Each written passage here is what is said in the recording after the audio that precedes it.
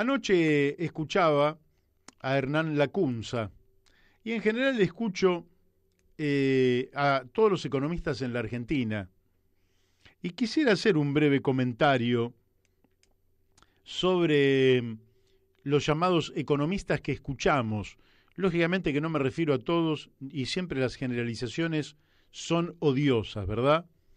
Pero sí a la mayoría de los que yo escucho en los medios de comunicación o leo en los medios de comunicación. No sé por qué se llaman economistas.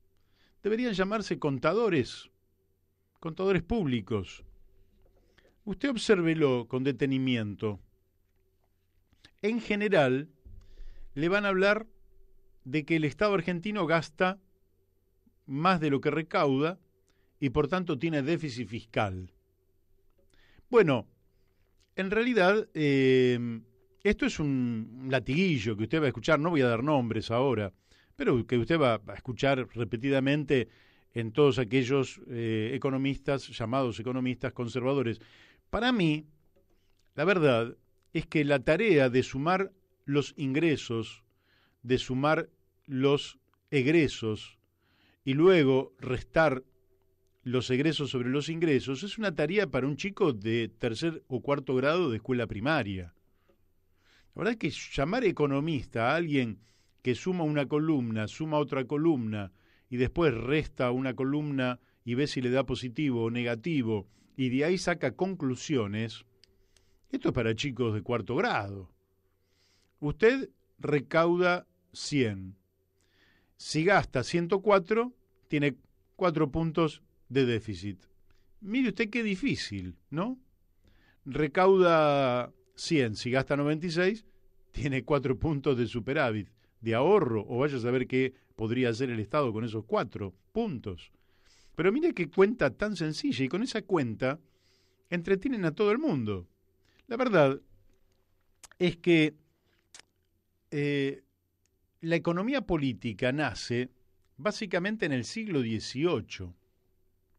¿Y por qué no nació hace 25 siglos?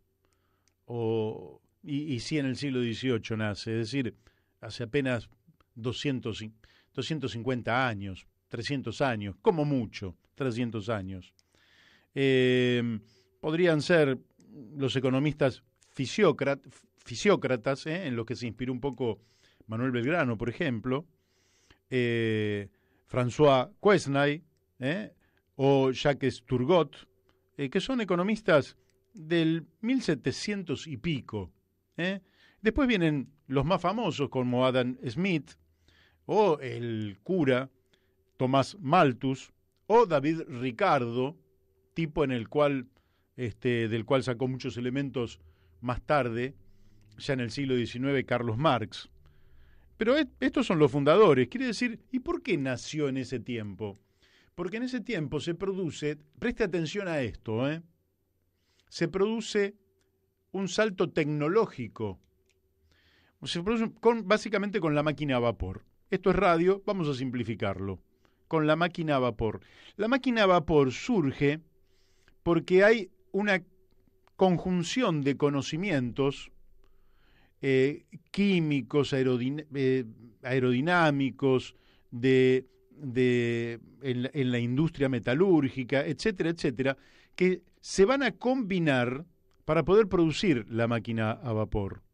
Hay un punto donde una cabeza combina conocimientos preexistentes y esto va a significar un salto tecnológico, porque usted va a poner en una máquina a vapor, va a poner carbón que va a quemar, eso va a producir calor, va a evaporar agua y eso va a poner en funcionamiento un pistón que va a transformar una energía en energía motriz, y a partir de ahí usted va a poder mover la rueda de un ferrocarril, va a poder mover un barco a vapor, que antes se movían los veleros o las carabelas de Colón, se movían básicamente por el viento, utilizaban la energía del viento. Bueno, a partir de ahora se va a producir una revolución que va a revolucionar la producción, ¿verdad? La producción que va tanto desde los libros hasta la producción de los alfileres, como va a permitir el transporte de grandes cargas. Bueno, es esta revolución tecnológica la que va a dar origen a la economía política. Entonces, fíjese usted qué paradoja, que los economistas nuestros nos hablan del déficit fiscal, pero nunca hablan de tecnología. Entonces no nos hablan de economía. Si uno quisiera hablar de economía, no podría omitir hablar lo que precede la tecnología, que es la ciencia. Son esos conocimientos los que nos llevan a las innovaciones tecnológicas. Y después, lógicamente, estos conocimientos, esta intuición, esta creatividad, este método científico que convalida un conocimiento, se manifiesta en la tecnología a través de máquinas, de herramientas, de plataformas de todo tipo, plataformas de comunicación, plataformas tecnológicas, plataformas de todo tipo. Luego viene cómo sostiene usted. Es decir, hay un invento, hay un conocimiento, hay un invento tecnológico, después tiene que tener la energía, con lo cual usted va a saber si la energía va a surgir del viento, va a surgir del agua, del carbón, del petróleo, energía nuclear, energía solar. Va a tener que tener acceso a materias primas, con lo cual va a tener que tener una extracción sustentable de la naturaleza. En algún lugar se va a producir, se va a generar la producción. Será un taller, será una empresa, será una fábrica, un laboratorio, etcétera. Va a tener que existir algún tipo de organización que es la división del trabajo. Y una vez que usted tiene el producto, sea un bien o un servicio, tiene que buscar el destinatario, que es el consumo. Para lo cual tiene que tener la comunicación, porque si no, usted tiene un producto, pero el destinatario de ese producto, que es el consumo final, no sabe de la existencia, entonces no lo va a consumir. Entonces usted tiene que tener una comunicación y después tiene que llevarlo, tiene que tener un transporte. El transporte puede ser un coche, un camión, una camioneta, un avión, un barco, un tren, lo que fuera. Todo ese conjunto que va desde la ciencia hasta el consumidor final, todo ese conjunto es el que hace a la economía.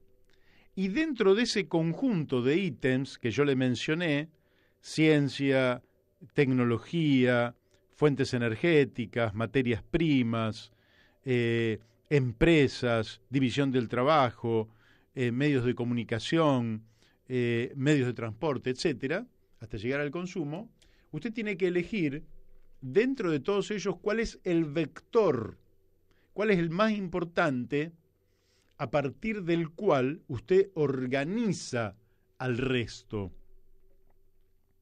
Porque si no es un caos, lo único que hace es sumar y restar. No tengamos más economistas, mandemos un chico de 4º grado que ande bien en matemática y con eso ya resolvimos todos los temas. Usted tiene que resolver, el tema es más complejo, usted tiene que resolver cuál es el vector. Y ese vector es el que va a organizar el resto de los factores. Entonces, desde mi punto de vista, a ver si no lo hago tan complejo para la radio, porque si tuviéramos un pizarrón sería más sencillo. El vector que ordena es el tecnológico. El tecnológico, lógicamente, se ordena conforme también los recursos con los que cuente un país. Usted tiene litio, por ejemplo, bueno, usted va a tener que desarrollar la tecnología del litio, entre muchas otras. Pero lo que ordena es el proyecto tecnológico, del que deberían hablarnos nuestros economistas. Un país como la Argentina, escuche lo que voy a decir, ¿cómo se estructura?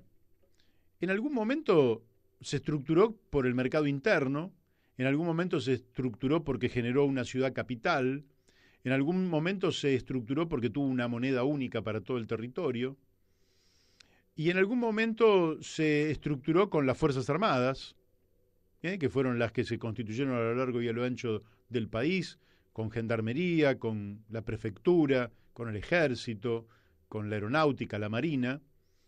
En algún momento se estructuró con el movimiento obrero, la industrialización de este país, ¿Y en el futuro, cómo pensamos?